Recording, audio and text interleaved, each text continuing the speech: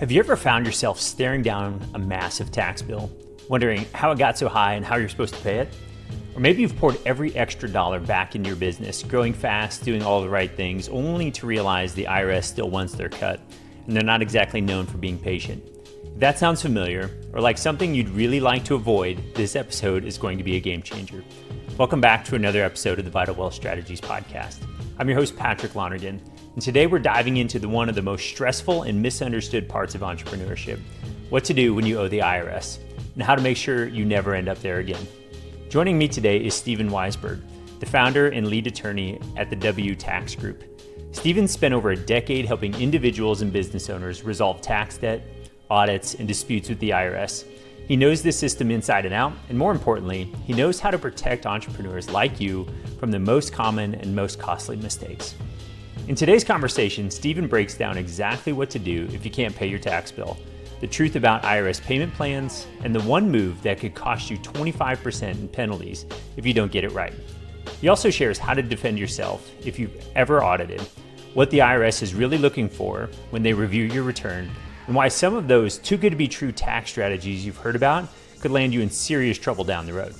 This isn't just theory. This episode is packed with practical, real-world strategies that could literally save you tens, even hundreds of thousands of dollars. So if you're serious about keeping more of what you've earned and build a business that's protected from IRS surprises, stick with us through the end. If you're ready to take the next step, to stop guessing and start building a custom tax strategy that actually fits your business, head over to vitalstrategies.com/tax. That's where you can connect directly with our team, and we'll help you map out a proactive plan that keeps you ahead of the IRS and in control of your finances. All right, let's jump in. Today on the podcast, we have Stephen Weisberg, who is the founder and lead attorney of the W Tax Group. And he's bringing over a decade of experience helping individuals and businesses and business owners resolve tax debt, audits, and other IRS disputes. So, Stephen, thank you so much for joining us here today. Yeah, I'm glad to be here. Thanks for having me. Yeah, I think this conversation is just so relevant to entrepreneurs. You know, if we think about the entrepreneur and they're working so hard to earn another dollar, their biggest expense is generally their tax liability, and so they're looking closely at, you know, how do I reduce that tax debt or tax bill as much as I can. And oftentimes, especially when the business is growing, they don't recognize that they're going to have a pretty healthy tax bill, and they're reinvesting in their business, maybe somewhat illiquid, and then they can find themselves in a little bit of trouble with owing money to the IRS. So I'm looking forward to getting into this discussion to figure out how we avoid and then also resolve some of those issues. Yep, sounds good. Looking forward to it as well. All right, very good. So, you know, I think when we look at the entrepreneur, they can feel overwhelmed by all the legal jargon and disconnected from the strategies that they don't fully understand when it comes to working with the IRS. And they also are worried about, you know, the IRS can be scary. How do I avoid making a wrong move and suffering penalties or missed opportunities? And then finally, we think about, you know, it just doesn't seem fair that the entrepreneur who builds value and creates jobs, they shouldn't be punished for, I'll say, an unfair tax burden that's out there. So can you give us a little bit of your background on how you got into the arena of tax and helping people solve these types of problems? Yeah. So I was a corporate bankruptcy attorney for about 5 or 6 years. I was here in Detroit. I'm from Detroit, so I'm here in Detroit. 2008, when I graduated law school, which was an interesting time in the country, the world, but especially in Detroit. You know, the car company had filed for bankruptcy, Chrysler did. So, I mean, they're filing for bankruptcy, and suppliers were filing for bankruptcy. And to make a long story short, I was representing suppliers, large suppliers in bankruptcy, and they always had the big three, you know, Chrysler, GM, and Ford had always lent them money, which is a secured claim. So they always got paid back in full, the car companies. And then there'd be another $50 million of debt that was owed to creditors who were really kind of like mom and pop shops, whether it was suppliers or anything else. And that was all unsecured. You know, there was no security stacked behind those loans. And so the mom and pop places got literally 1 cent on the dollar when the bankruptcy was over. So I didn't find that as rewarding as I would like to. I felt like I was just kind of working for the car companies to get them their secured claims back. And listen, don't get me wrong, in Detroit, especially, and car companies are very important to the ecosystem here. But Yeah. at the same time, I want to kind of see on a daily basis, I want to work with entrepreneurs, just small business owners, medium-sized business owners. I wanted to kind of see the look on people's faces as I was helping them. So Yeah. the story of how I got into tax is not that exciting, except for I knew I wanted to do something different. I knew I wanted to, like I said, see directly the difference that I was making. And I was worked with an attorney who was in tax defense, learned everything that I know from him. And then ultimately opened up my own shop about 10 years ago. I love it. This is fantastic. So I'd like to walk through a scenario where we've seen entrepreneurs, they end up, and then we could talk a little bit about how we should handle that scenario. So we see entrepreneurs and they go from, let's say, 250,000 of net income to 500 to 750 to $1 million. Okay. I just picked nice round $250,000 increments there. And the interesting thing is as the income goes, the tax rate, starts to increase. And some of those deductions that, maybe I was getting with some depreciation and that type of thing were wiping out a fair amount of my tax bill. When I'm starting to make really healthy income, and I go, great, let's sort of keep this momentum going. We're going to take this free cash flow and reinvest back in my business. But what can happen there is I can buy real estate, I can, hire new people. But some of the issue is that I may not, especially when I'm making a capital purchase, like putting down payment on real estate, that's not tax deductible. If I put $500,000 down on a real estate project, I still have to pay tax on those dollars, Right. but I don't have the dollars to pay the tax. And Right. so I could be in a scenario where I owe $200,000 to the IRS, but I don't have any cash to actually pay that bill. So can you walk us through the scenario? Somebody comes to us and we're like, sort of the ship has sailed on resolving this tax problem for last year. Now we've got to manage the tax debt. Can you talk us through maybe some good steps on how we should approach that? Yeah. I mean, taking one step back, and like you said, it's kind of gone by the wayside. You've already in this position, but I just kind of want to go back. It seems like a very simple concept, and it is in theory, but especially when you're a new entrepreneur, you don't realize is, like I said, when you bring in revenue, you got to pay taxes on that. So you've got to try to find an automatic system that almost kind of mimics if you were a W-2 paycheck, a wage earner, where your taxes come out automatically, right? And that's why it makes it so easy. But when you're an entrepreneur and you're bringing in money, the taxes aren't coming right out. So you want to come up with an automatic way of bringing a certain amount of money that goes into a separate account that to pay your taxes, and then pay your taxes on a quarterly basis. So seems simple, but you really want to think about that because that's where everyone gets themselves into trouble. And that's most of my clients. I love that. And I think a few things to highlight there is my CPA might tell me what my safe harbor payments are. Okay. And that's going to help me avoid some penalty because I made my quarterly payments based on what last year's taxes were. But if my business is growing dramatically and I've got lots of profit this year that I didn't have last year, that doesn't mean I'm not going to have a tax bill. And Right. so I think one of the things that we work closely with our clients on is we'll call it the cash flow calendar, where we're forecasting net income, we're forecasting the tax bill in, let's say, we like to do that in July because we've got 6 months of data. We can look forward and go, okay, maybe the first 6 months is going to look like the next 6 months. Here's what the tax bill is going to be. Mm-hmm. And then we can make sure we've got either the money set aside or sent into the IRS proactively to pay that tax bill. Because some people are like, oh, I made my safe harbors, I'm in good shape. Right. And they're not. They're still, could be a few $100,000 that's out there. So I think that's wise counsel.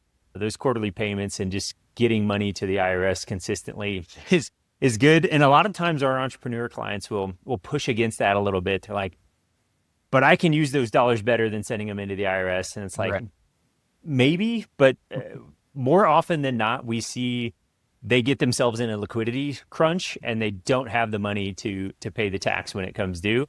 And, that can be a problem. So, All right. I love that. Stepping back, making sure you make your quarterly payments is step one. Exactly. Good. But going back to your original question, I mean, the first thing you have to recognize, or I should say, when you recognize that you're not going to have the money to pay for your taxes, you need to make arrangements. I mean, the first thing that happens to a lot of people, maybe surprisingly, but if they don't have the money to pay what they owe in their taxes, they just won't file the return at all.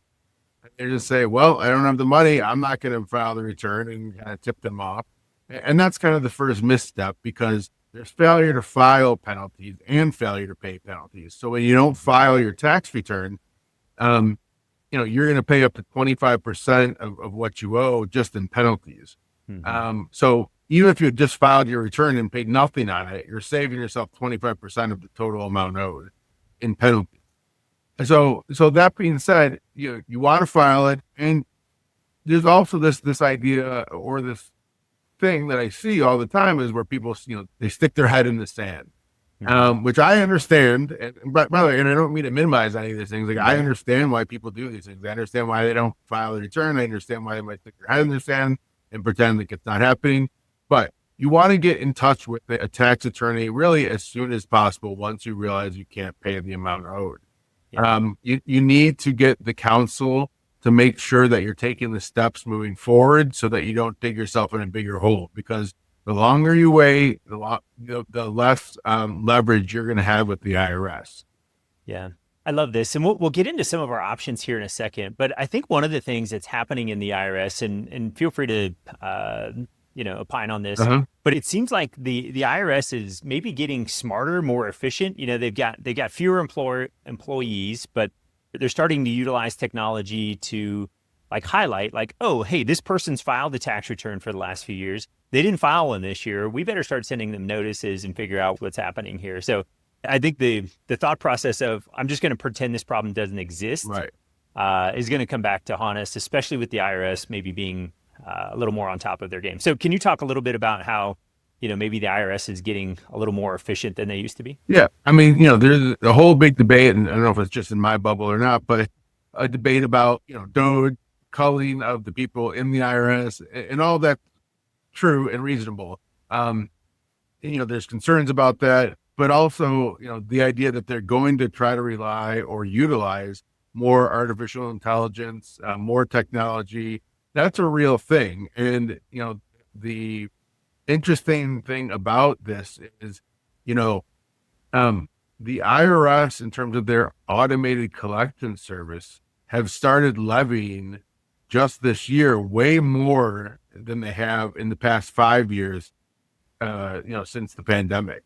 So everyone's talking about how there's no one left at the IRS to talk to or work there. And that might be true, but they are levying bank accounts and wages and third parties if you're, an entrepreneur. So it's kind of a double whammy, because one, they're actually levying more, but also there's no one to talk to. So, and no one to work the files. So it's very important that you get on top of this, actually now more than ever, because there's a lot of people there saying, oh, well, whatever, the IRS has no one working for them anymore, I'm not going to worry about it. Well, it's actually completely the opposite. Yeah. Okay. This is great. So we figure out we're going to have a tax bill due. So we're going to file the return, but we don't have the dollars to pay it. Can we walk through a little bit of what are our options then? How do we navigate this? Because you know what I'm scared of? I'm scared of what the IRS is going to do to me if I don't pay the bill. And I don't even know the first thing about how to set up some sort of structure with the IRS to get this debt paid. So where do we go from here? Yeah. I mean, then you start looking at your options in terms of resolution. There are different types of installment agreements, basically monthly payment plans. There are hardship provisions. Now, in maybe your listeners, hardship might not be something they're looking for, but there are hardship provisions in terms of currently not collectible. But in terms of getting a resolution in place, type of payment plan, the way you go about getting it is the most important thing here, because some people do think, hey, I'll just call the IRS and we'll just figure it out. Well, the IRS is the most powerful collection agency on the planet. In reality, that's what they are. They're not there to tell you what's in your best interest. They're there to get as much money from you and for themselves as possible. So they're not going to say, well, they'll just tell you, hey, you're going to pay us this much. And they're not going to tell you, well, actually, you don't have to do it that way. So, and like I said, there's different types of resolutions in terms of even just payment plans that you want to make sure you're aware of and make sure you're aware of based on your specific circumstance. So that's going to be a lot of what the resolution is based on, is your specific financials and circumstance. Yeah. So, Stephen, this is great. I guess my question is, when do I call you? When do I call somebody like you? Because my thought process is I don't want to make a wrong step in the process. Yeah. So I feel like getting wise counsel to help me along the way early on is better than me going out there, screwing something up, then calling you, and then now you got to fix a mess. So when's the best time? Yeah. I mean, I would never call the IRS on my own. Like I said, they're not there to help you. They're trying to really get as much money as possible. So my preference in terms of, when you call me, but for yourself, in terms of you to have the most leverage and for you to get the best representation, is once you know that you're going to owe money to the IRS. So even before you file the return, if you know you're going to owe money to the IRS or are going to have some other issue once you file the return, that's when you need to get me involved, because I can, I'll have the time, and that's when we have the most leverage to make something happen. Yeah. Got it. That's fantastic. I think it makes a ton of sense, especially when we're dealing with the most powerful collection agency, on the planet. I think about the IRS. They're attached to the federal government, which also controls all the military. They effectively have missiles they can point at me, which, yes. So can we talk a little bit about some of the resolution options? Because sometimes our clients, there might be access to other capital, right? Like I could maybe go draw on a line of credit. It might hamstring my ability to do business, but if borrowing that money is cheaper than the IRS dollars, like how much does it cost to set up a payment plan? Because I assume the IRS isn't going to let me do that for free. Well, it doesn't cost necessarily. I mean, it costs something minimal to set it up, but the penalties are really high, really outrageous. Like I was talking about, the failure to file penalty will ultimately get up to 25% of the balance of what you owe. And the failure to pay penalty, which will continue to accrue even if you're in a payment plan, is another 25% of the balance of what you owe. So ultimately, let's just say both of those tapped out, you're going to owe 50% more than what you owe just because of penalties. So it's expensive. Like I said, even if you're in a payment plan, you're going to pay those extra penalties. You've also got interest. Interest is not terrible, actually. I think people think there's going to be some sort of like usurious, interest because of things like payday lenders or something like that. It's not terrible. It's basically kind of what the general interest rate is currently. To put it in layman's terms, it's probably around 7% or so now. Back in the day when interest rates were low, it was low as well. So the interest isn't so terrible. It's really the penalties. Yeah, no, that makes a lot of sense. So let's assume a listener here takes your advice and they do file their tax return, but and they owe $100,000 because it'll keep the math simple for us. So they owe $100,000, but they can't pay. So now they're going to owe the 25% penalty on top of the $100,000, right? So they're going to be at 125, and then that whole balance is going to start accruing interest at 7%. I assume, divide that by 12, and it's just on a monthly basis on the unpaid balance. Is that a fair assessment of how, like, more? I'm just trying to wrap my head around. Yeah, simplicity's sake, yeah. Yep. Because I could see a scenario going, okay, let's go find some access to capital that isn't going to charge me 25 points, to borrow the money. And by the way, interest. not to sorry to interrupt you, but also, if you didn't file your return on time, then it's another 25%. So yeah, okay, yeah. So those dollars add up awfully quickly. So. I think that's just good information. It might make sense to borrow the money from a line of credit, go call, mom or dad, see if they can help you out in some capacity. So there's more to talk about there in the fact that, the IRS, depending on when you get to them, the IRS is going to file a lien first and foremost before they do any sort of levy. So, if there's real estate that you own personally or something, and you want to take, do a home equity line of credit, something like that, you're going to have a lien on your property. No one's going to give you the home equity line of credit with a lien. Now, you can do, what's called a lien subordination. We can negotiate that so that you can actually get the money out, and then you can pay the IRS on it. But just my point is, when you're trying to get loans, there are going to be things that are going to get in your way of trying to do that. Sure. Yep. No, that's great. All right, good. So let's say I come up with a payment plan with the IRS. What else, if anything, I should be thinking about? Because I think this is all good, but I'd like to, after we figure out, all the proper steps, I start making payments on that loan. Is there anything else that I need to be aware of if I'm setting up a payment plan with the IRS? Just that you file your returns timely from then on. If you don't file your returns timely, and or you don't you owe money on a subsequent return that you don't pay, well, then your payment plan with the IRS is going to default, and you're going to have to get into an entirely new payment plan and pay a tax attorney again to get that together. So that's one. Sure. One. Okay. Yeah, that's great. If this episode has you thinking, I should probably get ahead of my taxes before they become a problem, you're not alone, and you don't have to figure it out on your own either.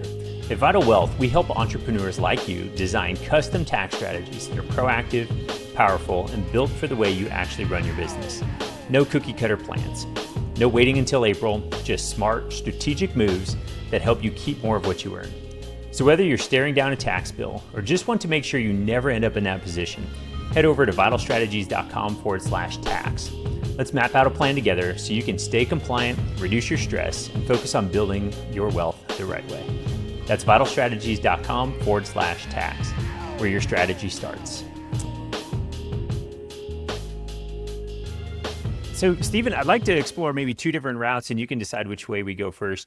The first route will be, I've stuck my head in the sand. It's been a few years. I haven't filed any tax returns. Mm-hmm. And I think there was probably some leniency through COVID, right? Yeah, where absolutely. The IRS just wasn't, enforcing these things, but I think that's now changed. And so Let's say I'm down the road and I'm starting to get notices from the IRS and the outstanding balance is up there. It's a real problem. I'm scared of it. Well, what do I do about that? You call me? That's what you do. I mean, that's the first thing to do. Just find out what your options are. I mean, penalty abatement is possible. There is what's called like a first time penalty abatement. So if this is like the first time you've had a problem and you've been clean for 3 years prior in terms of filing on time and paying on time, you might be eligible for a first time penalty abatement on that year.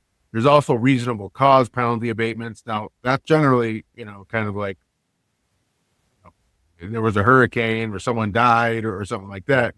So those aren't always available, but they might be. So, you want to look into penalty abatement, but you want to discuss with your attorney that you have, brought on, look at the circumstances of the balances owed.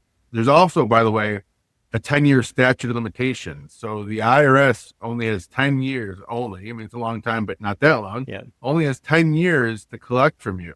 So if you happen to have not filed if you haven't filed a return, the IRS can also file substitute returns for you. But let's step back from that for a second.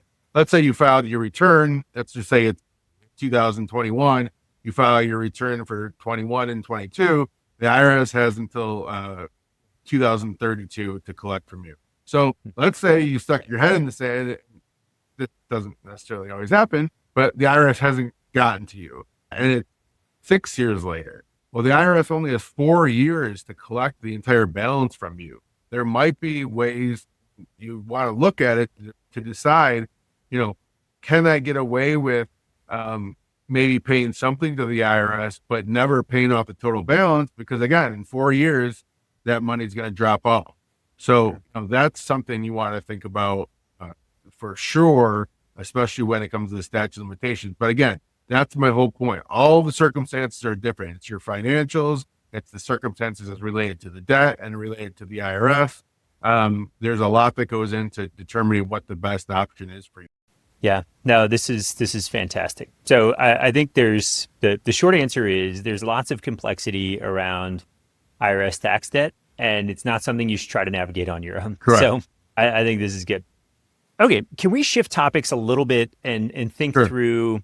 Let's say I've done everything right, but now the IRS comes along and I can think of an example of a strategy that um, the IRS didn't necessarily have a problem with until it started to get abused. And then the IRS went, okay, we're going to sort of apply the rules across the board and limit some of these deductions. And what I'm referring to is there was a conservation easement that we saw a lot of. We didn't have any clients involved in conservation easements because it seemed a little funny, right? And I don't know if the Alliant Group got raided by the FBI because of conservation easements. I don't know if it's ever really come out, but this was a huge firm that they got raided by the IRS or the FBI for something, from a tax related perspective. And I suspect it might have been conservation easements because there was a lot of collusion going on between the appraiser and the organizers and all of these things. And short story is people would put in $100,000 and then they would end up with maybe $200,000 of tax savings, not deduction, but tax savings. Yeah. And the IRS went, hold on, this feels like abuse. We're going to go crack down on this. Yeah. And so they did. And then they started coming back and looking at almost all the conservation easements. Right. And you had to go hire people like you to help sort of get out of those. So let's say I'm getting audited for something that, maybe was legitimate at some point in time. Can you talk us through maybe some best practices for how to handle that? Yeah. The short answer, and maybe it's too simplistic, is you just need to paper up everything 100%.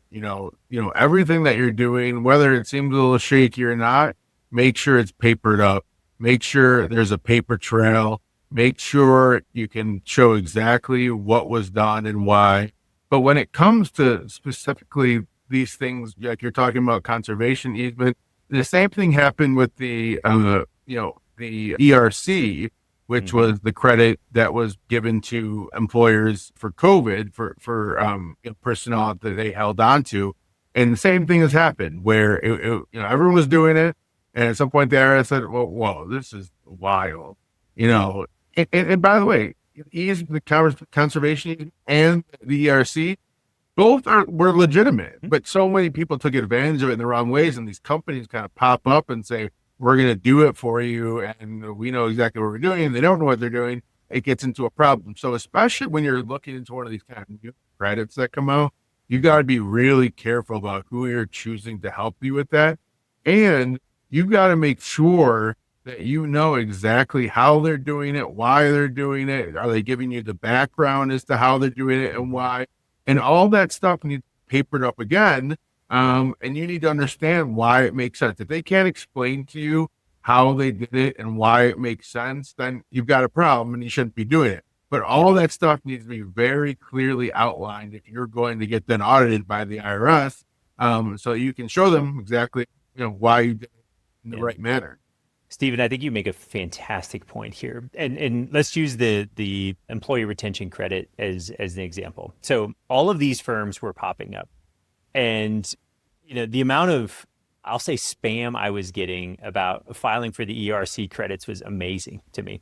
And what these firms would do is they would file the ERC credit for you, okay? Now, they would typically take a percentage of the credit that you received. So the thing that people don't realize is because they filed all of the paperwork and you get the money doesn't mean it was legitimate. Like they can submit all of the stuff, not give you any of the supporting documentation. So the paper trail matters, just like you said. And then when the IRS comes looking a few years later and says, hey, there's some problems here, that company's long gone. Like they've got your money, they're gone. Now you owe the money back plus penalty plus interest. There can be all sorts of problems with that. And so I think you're on to something that's super important. Like we work with a number of reputable firms that have been in the business for a long time. They've been doing things in the tax credit space, have a long track record. They're not going anywhere. They're not going to pop up and be gone. And it's like, and the way they handled these things was they took a totally different approach in these pop-up shops. And they were like, hey, you either qualify or you don't. Like here in Iowa, it was really hard to qualify because we weren't really shut down. You could keep operating. And so if you tried to file that claim, it was a challenge. And a lot of these ERC companies were like leaning on supply chain. And it's like, when you look into the supply chain language, like it had to be completely unavailable, not really expensive, but completely unavailable. And it was like that wasn't necessarily the case for a lot of firms. So thank you for that distinction. I think it is very important. And I think for anybody doing tax planning, tax strategy in general, your paper trail of, just making sure that the deduction you're taking is ordinary and necessary. It's documented. We've got all of those pieces in place. I think are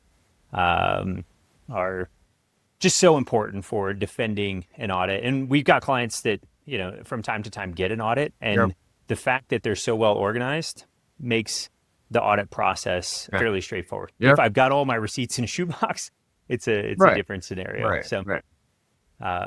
That's great. Anything else on the, I'll say, audit defense side of things that we should talk about? No, I mean, well, here in terms of making sure that you're ready, it's all about having everything, a paper trail, everything papered, everything organized, and especially with these credits and all that stuff. Like, you just need to understand, unfortunately or fortunately, however side you end up on this. They need to be able to explain to you what they've done and show you how they've done it. So, bottom line, in terms of, an audit, the only main thing that I would say is limit your responses to audits to the specific issue that they're pinpointed. Because once you send in other stuff, then it just opens the audit up into a whole big can of worms that they really weren't initially interested in. So just make sure your responses, you don't just throw, like you said, a huge shoebox of receipts that may or may not be related to the issue at hand, and open yourself up to more liability. Yeah, this is good. So let's see. I'm thinking about, audit in general. And I don't know, in your experience, is there anything out there that people should be looking at that is going to throw up a red flag for an audit, that the IRS is going to see that and go, okay, we're gonna dig into that? I don't know if there's anything that because I hear, the reason I bring that up is I just had a client yesterday talk about, like, home office deduction. Isn't that a red flag? Isn't the IRS going to come, like, audit my return if I take the home office deduction? And our thought process is no, there's a legitimate way to take the home office deduction. But I didn't know if there's anything out there that sort of throws up a red flag for the IRS. Well, small things. I mean, the home office deduction, I wouldn't say it throws up a red flag, but they are looking at it. And if it looks right, then you're fine. But a lot of people don't do it right. And so there is something to the idea of, they know people don't do this right, and so they are looking at it. But I don't think it necessarily makes it so that you're more likely to get audited, assuming you did it right. Okay. If they see it looks wacky, that's a different thing. But they definitely are looking at it more than other things. And it's the same thing with mileage on the car. If you're, I can't think of a good example, but if you're taking, tens of thousands of miles in the mileage, and you're in a profession that shouldn't be doing that, they're going to audit you. I mean, they just are. That's a big one. The earned income tax credit, which again is maybe not necessarily, relevant to your audience, but that's one they look at it a lot because there's a lot of fraud. And it's kind of like back to what we just talked about with the conservation easement and the ERC. Anything that poses the potential for fraud, or where fraud has occurred a lot in the past, that's really the things that they're looking at more closely to decide whether they want to audit. Yeah, no, I think this is great. And I think there's also one thing I just want to point out. Your website is such a treasure trove of like fantastic data for these types of discussions. Like, you've got a number of articles on there, and it's Weisberg. We'll have a Weisberg.tax. So WEISBERG.tax. We'll have a link to that in the show notes. But like right here, you've got small business IRS audit guide, how to survive tax examinations. And so I think that is absolutely worthwhile for our listeners to go check out. Also, a lot of information in there about, if you got some tax debt, here's opportunities to resolve that. So I appreciate that. We'll have some, again, links to that in the show notes. So perfect. Great. So, Stephen, we've talked a lot about tax debt audits. Is there anything else we should be thinking about when it comes to dealing with the IRS that we should make sure that we're prepared for, so we can keep ourselves that we're prepared for, so we can keep Well, the yeah, taxing authority yeah. I mean, the one main thing that I would bring up, and I was going to that bring we're it up in prepared for, relation to ERC and stuff like so that, because we the can same keep kind our of deal where people do weird, fraudulent things. I don't know if you ever heard of the offering compromise, but you hear these, on the radio, you hear these ads on the radio, sports radio. You probably see the commercials at 2 a.m. and all that stuff. It's the same idea. You have all these companies who are out there that say, we can resolve your tax debt for 10 cents on the dollar. And they don't know anything about your tax.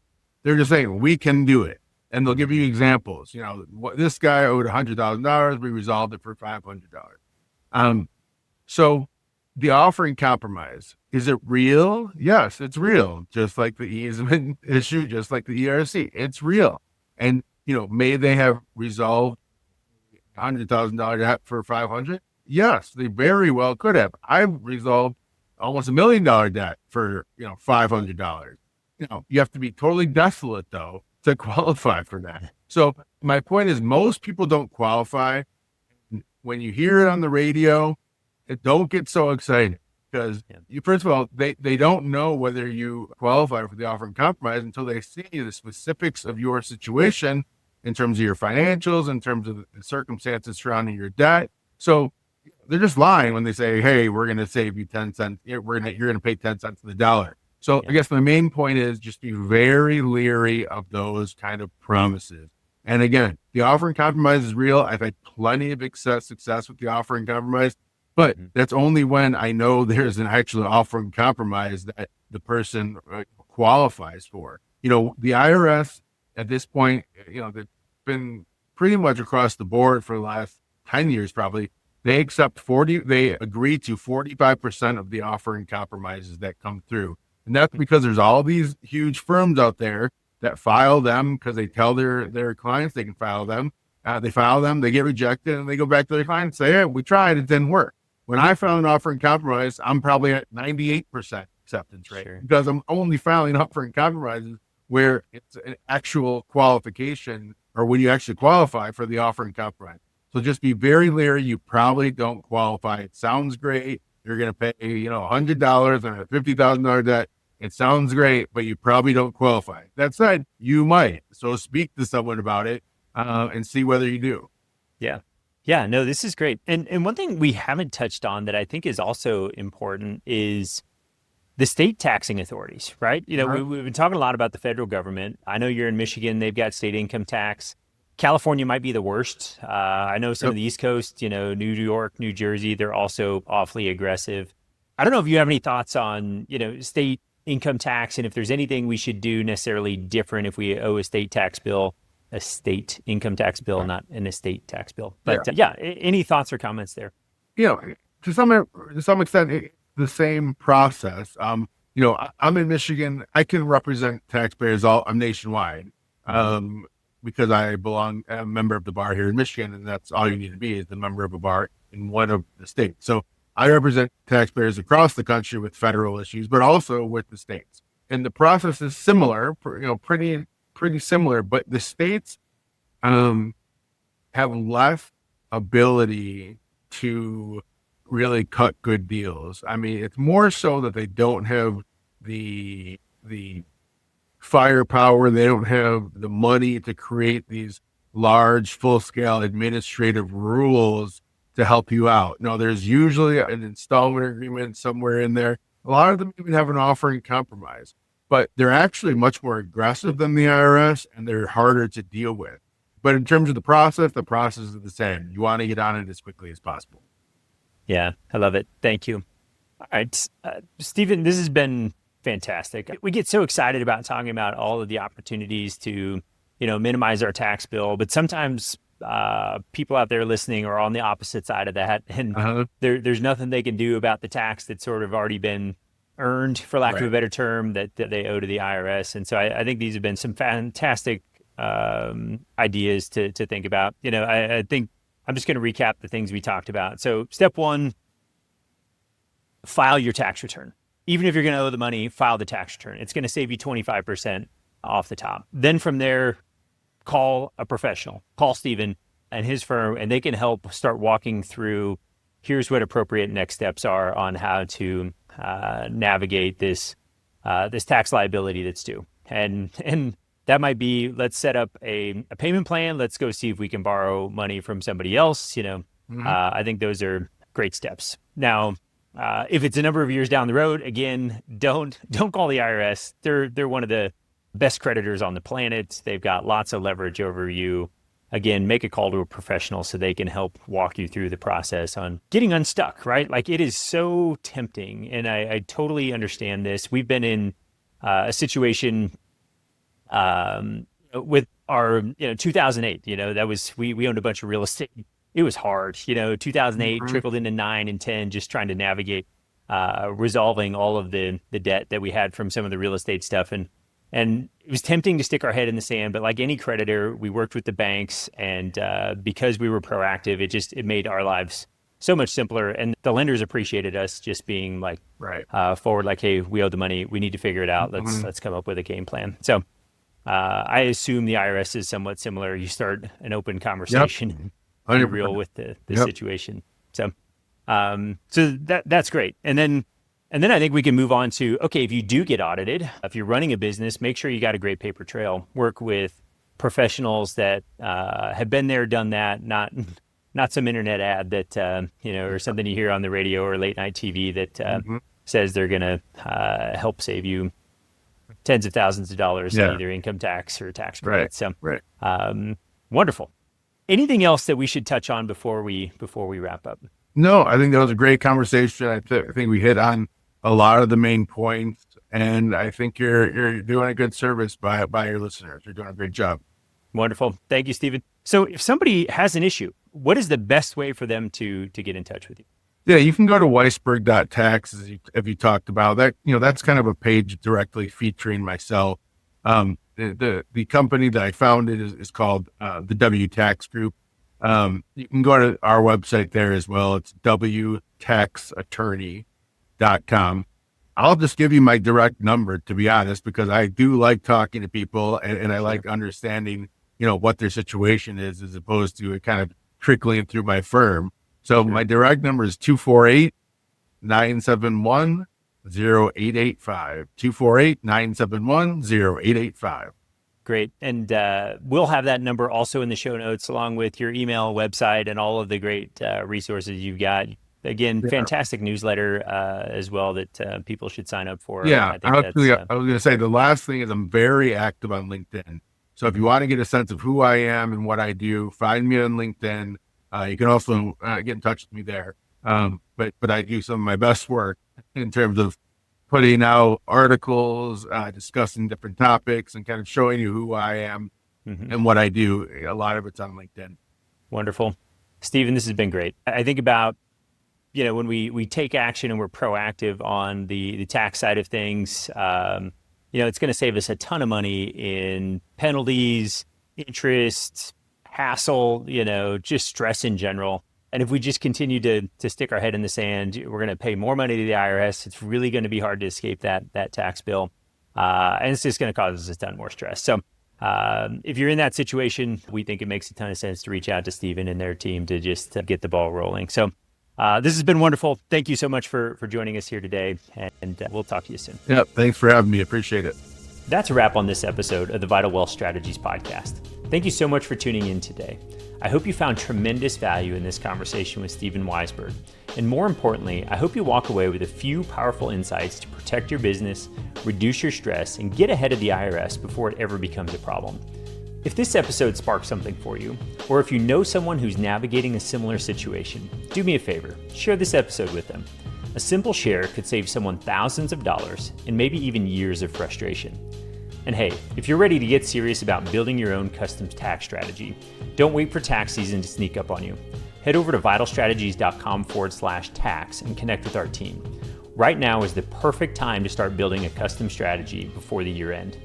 We'll help you create a proactive plan tailored to your business so you can keep more of what you earn, stay compliant, and focus on what you do best.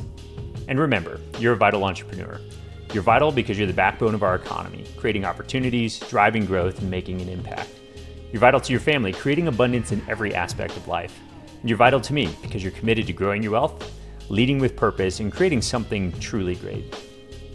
Thank you for being a part of this incredible community of vital entrepreneurs. I appreciate you, and I look forward to having you back here next time on the Vital Wealth Strategies podcast, where we help entrepreneurs minimize their taxes, master wealth, and optimize their lives.